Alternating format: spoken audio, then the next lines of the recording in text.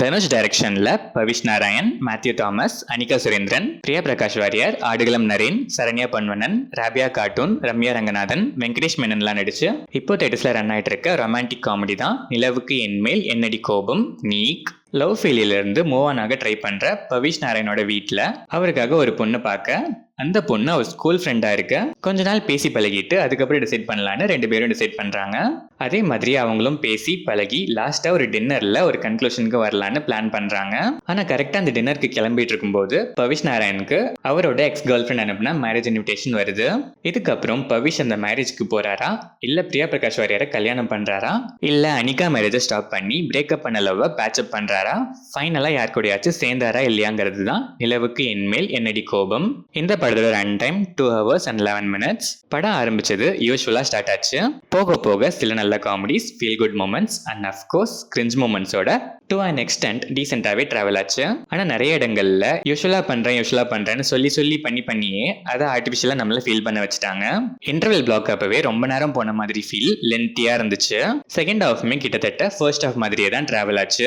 Through the movie slow pace தான். ஒரு breezy wifi முடிஞ்ச அளவுக்கு நீட்டாவே பிரசென்ட் பண்ணிருக்காங்க. கிளைமேக்ஸ் யூஸ்வலா சொல்லிடக்கூடாதுங்கிறதுக்காகவே டிஃப்ரெண்டா ஒன்று பண்ணிருக்காங்க.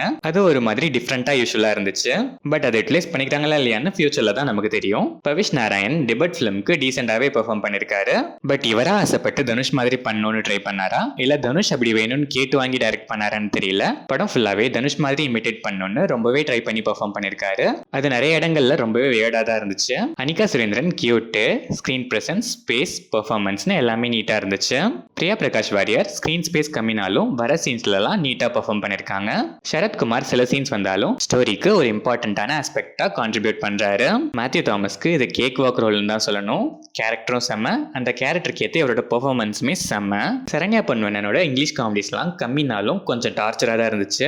பட் இதை அவங்களே படத்துலயும் சொல்லியிருக்காங்க. அதை அவாய்ட் பண்ணியிருந்தா எனக்கு கொஞ்சம் பெட்டரா இருந்திருக்கும். ஆடுகளம் நரேன், ராபியா கார்ட்டூன் அண்ட் அதர் ஆர்டிஸ்ட்லாம் ஸ்கோப்பும் டீசெண்டா இருந்துச்சு. பெர்ஃபார்மன்ஸுமே டீசெண்டாவே இருந்துச்சு.